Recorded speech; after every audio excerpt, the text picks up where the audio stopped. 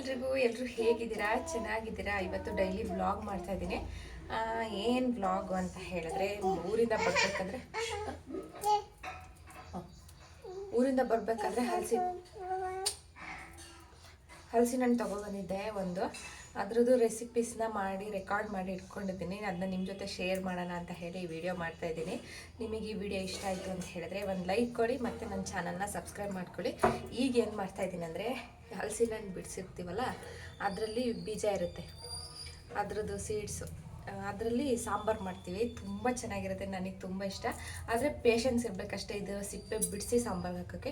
ಕೆಲವೊಬ್ಬರು ಏನು ಮಾಡ್ತಾರೆ ಅಂತ ಹೇಳಿದ್ರೆ ಹಂಗೆ ಹಾಕ್ತಾರೆ, ಆದರೆ ಊಟ ಮಾಡ್ಬೇಕಾದ್ರೆ ಬಿಡ್ಸೋಕ್ಕೆ ಸುಮಾರು ಹೊತ್ತು ಬೇಕಾಗುತ್ತೆ. ಹಿಂಗೆ ಬಿಡಿಸಿ ಹಾಕ್ಬಿಟ್ರೆ ಏನು ಪ್ರಾಬ್ಲಮ್ ಇರೋಲ್ಲ, ಆರಾಮಾಗಿ ಊಟ ಮಾಡ್ಕೊಬೋದು. ಇವಳು ಇನ್ನೂ ಮಲಗಿಲ್ಲ, ಸಾಂಬಾರು ಮಾಡಿಬಿಟ್ಟು ಒಟ್ಟಿಗೆ ಮಲಗಿಬಿಡ್ತೀವಿ. ಅದಕ್ಕೆ ಸಾಂಬಾರು ಮಾಡೋಣ. ನಮ್ಮೂರ ಈ ಕಡೆ ಕರೆಂಟ್ ಇಲ್ಲ, ಇವತ್ತು 6 ಗಂಟೆ ತನಕ ಕರೆಂಟ್ ಬರಲ್ಲ. ಸೊ ಅದಕ್ಕೋಸ್ಕರ ಬೇಗ ಬೇಗ ಎಲ್ಲ ರೆಡಿ ಮಾಡ್ಕೊಂಡಿದ್ದೆ. ಅದಕ್ಕೆ ಲೈಟಿಂಗ್ಸು ಅಷ್ಟಾಗಿಲ್ಲ.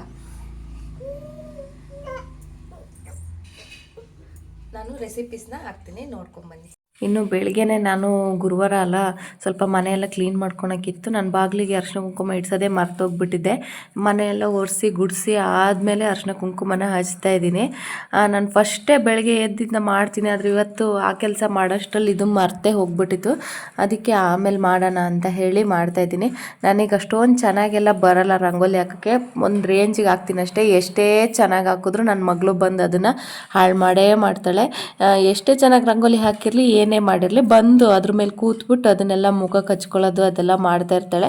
ಈಗ ಒಂದು ಸ್ವಲ್ಪ ಕಮ್ಮಿ ಮಾಡಿದ್ದಾಳೆ, ನಾನು ಬೈದು ಕಮ್ಮಿ ಮಾಡಿದ್ದಾಳೆ. ಅದು ಮುಖಕ್ಕೆ ಹಚ್ಬಿಟ್ರೆ ಅದು ಕೆಮಿಕಲ್ ಅಲ್ವ, ಅರಿಶಿನ ಕುಂಕುಮ ಎಲ್ಲ ಮುಖದಲ್ಲೆಲ್ಲ ಗುಳ್ಳೆ ಆಗಿಬಿಟ್ಟಿತ್ತು. ಅದಕ್ಕೋಸ್ಕರ ನಾನು ಈಗ ಸ್ವಲ್ಪ ಬೈದು ಕಮ್ಮಿ ಮಾಡಿಸಿದ್ದೀನಿ. ಇನ್ನು ಬೆಳಗ್ಗೆ ತಿಂಡಿಗಂತ ಹೇಳಿ ಹಲಸಿನ ಹಣ್ಣು ದೋಸೆ ಮಾಡೋಣ ಅಂತ ಹಲಸಿನ ಹಣ್ಣನ್ನೆಲ್ಲ ಚಿಕ್ಕದಾಗಿ ಹೆಚ್ಚ್ತಾ ಇದ್ದೀನಿ.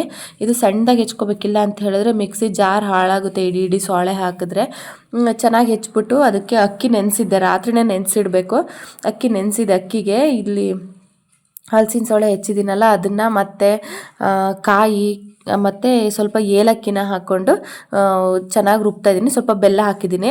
ಬೆಲ್ಲ ನಾನು ಜಾಸ್ತಿ ಹಾಕಿಲ್ಲ, ಯಾಕಂದರೆ ಹಲಸಿನ ಹಣ್ಣೆ ತುಂಬ ಸ್ವೀಟ್ ಇತ್ತು. ಅದಕ್ಕೋಸ್ಕರ ಚೆನ್ನಾಗಿ ನೈಸಾಗಿ ರುಬ್ಬಿಟ್ಟು ಒಂದು 2 ಗಂಟೆ ಎತ್ತಿಡ್ಬೇಕು. ಅದನ್ನು 2 ಗಂಟೆ ಎತ್ತಿಟ್ರೆ ಚೆನ್ನಾಗಿರುತ್ತೆ. ಅದಕ್ಕೆ ಸೋಡಾ, ಬೇಕಿಂಗ್ ಪೌಡರು ಏನು ಹಾಕೋದು ಬೇಡ, ಚೆನ್ನಾಗಿ ಉಬ್ಬರುತ್ತೆ. ಸ್ವಲ್ಪ ಉಪ್ಪು ಹಾಕಿ ಕಲಿಸ್ಕೊಂಡ್ಬಿಟ್ಟು ದೋಸೆನ ಹುಯ್ಬೇಕು. ನಾನು ಈ ದೋಸೆ ಹುಯ್ಬೇಕಾದ್ರೆ ಕರೆಂಟ್ ಇರಲಿಲ್ಲ, ನಾನು ರಿಂಗ್ ಲೈಟ್ ಹಾಕೋಕ್ಕೆ ಕರೆಂಟು ಹೋಗಿಬಿಟ್ಟಿತ್ತು. ಸ್ವಲ್ಪ ಬೆಳಕು ಪ್ರಾಬ್ಲಮ್ ಇದೆ ಇಲ್ಲಿ, ಅದಕ್ಕೋಸ್ಕರ ಚೆನ್ನಾಗಿ ಬಂದಿತ್ತು ದೋಸೆ. ಇದ್ರ ಮೇಲೆ ಸ್ವಲ್ಪ ತುಪ್ಪ ಆಗಲಿ ಎಣ್ಣೆ ಆಗಲಿ ಹಾಕಬೇಕು. ನಾನು ತುಪ್ಪ ಹಾಕ್ಕೊಂಡಿದ್ದೆ, ತುಂಬ ಚೆನ್ನಾಗಿತ್ತು ದೋಸೆ ಜೊತೆಗೆ ನಾನು ಕಾಯಿ ಚಟ್ನಿ ಮಾಡ್ಕೊಂಡಿದ್ದೆ. ಅಂದರೆ ನಾನು ಬೆಳಿಗ್ಗೆ ಬೇಗ ಎಲ್ಲ ಮಾಡ್ಕೊಂಡೆ, ಕರೆಂಟ್ ಇರಲ್ಲ ಅಂತ ಹೇಳಿದರು. ಅದಕ್ಕೋಸ್ಕರ ಚಟ್ನಿ ಎಲ್ಲ ತೋರ್ಸೋಕ್ಕಾಗಲಿಲ್ಲ, ಚಟ್ನಿನೆಲ್ಲ ಬೇಗ ಮಾಡ್ಕೊಂಡಿದ್ದೆ. ನೋಡಿ ಕರೆಂಟ್ ಇಲ್ಲ ಅಂತ ಹೇಳಿದ್ರೆ ನಂಗೆ ವೀಡಿಯೋ ಶೂಟ್ ಮಾಡ್ಕೊಳ್ಳೋಕ್ಕೆ ಆಗಲ್ಲ, ತುಂಬ ಲೈಟಾಗಿ ಬರುತ್ತೆ. ಕರೆಂಟ್ ಇದ್ಬಿಟ್ರೆ ಚೆನ್ನಾಗಿ ಬರುತ್ತೆ. ಆಮೇಲೆ ಸ್ವಲ್ಪ ಪಾತ್ರೆ ಎಲ್ಲ ತೊಳೆಯೋಕ್ಕಿತ್ತು, ಪಾತ್ರೆನೆಲ್ಲ ತೊಳ್ಕೊಳ್ಳೋಣ ಅಂತ ಹೇಳಿ ಪಾತ್ರೆ ತೊಳ್ಕೊತಾ ಇದ್ದೀನಿ. ಈ ಕಡೆ ಕಿಟಕಿಯಿಂದ ಇದು ಬೆಳಕು ಚೆನ್ನಾಗಿ ಬರುತ್ತಲ್ಲ, ಈಗ ಚೆನ್ನಾಗಿ ಕಾಣುತ್ತೆ ಈ ಕಡೆ ವೀಡಿಯೋಸ್ ಇಟ್ಕೊಂಡ್ರೆ. ಆದರೆ ನಂಗೆ ಇಲ್ಲೆಲ್ಲೂ ಗ್ಯಾಸ್ ಇಡೋಕ್ಕೆ ಜಾಗನೇ ಇಲ್ಲ. ಸ್ವಲ್ಪ ಆ ಕಡೆ ಗ್ಯಾಸ್ ಇಡೋ ಜಾಗದಲ್ಲಿ ಬೆಳಕು ಬರಲ್ಲ, ಅದೇ ಪ್ರಾಬ್ಲಮ್ಮು. ಅದಕ್ಕೆ ಈಗ ಒಂದು ಆನ್ಲೈನಲ್ಲಿ ಆರ್ಡ್ರ್ ಮಾಡಿದ್ದೀನಿ ಒಂದು ಲೈಟ್ನ, ನೋಡ್ಬೇಕು ಅದು ಬಂದಮೇಲೆ ಹೇಗಿರುತ್ತೆ ಅಂತ ಹೇಳಿ. ಅದು ಮೊಬೈಲಿಗೆ ಫಿಕ್ಸ್ ಮಾಡೋದು, ರಿಂಗ್ ಲೈಟ್ ಥರ ಏನಲ್ಲ, ಚಾರ್ಜಿಗೆ ಹಾಕ್ಬಿಟ್ಟು ಫಿಕ್ಸ್ ಮಾಡೋದು. ಅದು ಬಂದಮೇಲೆ ನಿಮ್ಮ ಜೊತೆ ತೋರಿಸ್ತೀನಿ ಹೇಗಿದೆ ಏನು ಅಂತ ಹೇಳಿ. ಇನ್ನು ಪಾತ್ರೆ ಸುಮಾರಿತ್ತು, ಪಾತ್ರೆ ತೊಳ್ಕೊಂಡ್ಬಿಟ್ರೆ ಎಲ್ಲ ಕೆಲಸ ಆದಂಗೆ. ಇನ್ನು ಪೂಜೆ ಮಾಡಬೇಕು. ಪಾತ್ರೆ ತೊಳೆದ್ಬಿಟ್ಟು ಸ್ನಾನ ಮಾಡಿ ಪೂಜೆನೆಲ್ಲ ಮಾಡಿಕೊಂಡೆ. ಪೂಜೆದೇನೂ ರೆಕಾರ್ಡ್ ಮಾಡೋಕ್ಕಾಗಲ್ಲ, ಯಾಕಂದರೆ ನನ್ನ ಮಗಳು ಬಿಡಲ್ಲ ಅದನ್ನು ರೆಕಾರ್ಡ್ ಮಾಡೋಕ್ಕೆ. ಪೂಜೆ ಮಾಡಿಬಿಟ್ಟು ತಿಂಡಿ ತಿಂದೆ. ಇನ್ನು ಸಂಜೆಗೆ ಸ್ವಲ್ಪ ಹಲಸಿನ ಹಣ್ಣು ಉಳಿದಿತ್ತಲ್ಲ, ಮತ್ತು ಅದರಲ್ಲಿ ಒಂದು ಸ್ನ್ಯಾಕ್ಸ್ ಥರ ಮಾಡೋಣ ಅಂತ ಹೇಳಿ ಮಾಡ್ತಾಯಿದ್ದೀನಿ. ಇದನ್ನು ಆಲ್ಮೋಸ್ಟ್ ಮಂಗಳೂರು, ಉಡುಪಿ ಕಡೆ ಮತ್ತು ಮಲೆನಾಡು ಕಡೆನೂ ಮಾಡ್ತಾರೆ, ನಮ್ಮ ಕಡೆನೂ ಅಂದರೆ ಅಷ್ಟಾಗಿ ಮಾಡಲ್ಲ.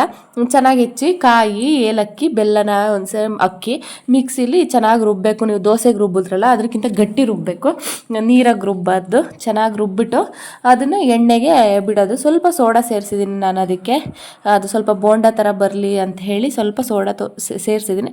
ನೀವು ಬೇಕಾದರೆ ಸೇರಿಸ್ಕೋಬೋದು, ಇಲ್ಲ ಅಂತ ಹೇಳಿದ್ರೆ ಸ್ಕಿಪ್ ಕೂಡ ಮಾಡ್ಕೊಬೋದು. ಸ್ವಲ್ಪ ಉಪ್ಪನ್ನು ಹಾಕ್ಕೊಬೇಕಾಗತ್ತೆ. ಸೋಡಾ ಹಾಕಿದ್ರೆ ಚೆನ್ನಾಗಿ ಬರುತ್ತೆ. ಸೋಡಾ ಹಾಕ್ತಿದ್ರು ಚೆನ್ನಾಗೇ ಬರುತ್ತೆ, ಆದರೆ ಅಷ್ಟು ಕ್ರಿಸ್ಪಾಗಿ ಬರಲ್ಲ. ನಾನು ಸ್ವಲ್ಪ ಸೋಡಾ ಸೇರಿಸ್ಕೊಂಡಿದ್ದೀನಿ. ನಂಗೆ ಇದು ಹಲಸಿನ ಹಣ್ಣಿಂದು ಇದಕ್ಕೆ ಮುಳ್ಕ ಅಂತ ಹೇಳ್ತಾರೆ, ಮತ್ತು ಕೆಲವು ಕಡೆ ಬೋಂಡ ಅಂತಲೂ ಹೇಳ್ತಾರೆ. ತುಂಬ ಚೆನ್ನಾಗಿರುತ್ತೆ ಇದು, ಟೀ ಜೊತೆ ಎಲ್ಲ ತುಂಬ ಚೆನ್ನಾಗಿರುತ್ತೆ. ನಾನು ಸ್ವಲ್ಪ ಎಣ್ಣೆನ ಹಾಕ್ಕೊಂಡು ಮಾಡ್ತಾಯಿದ್ದೀನಿ ಮುಳ್ಕನ.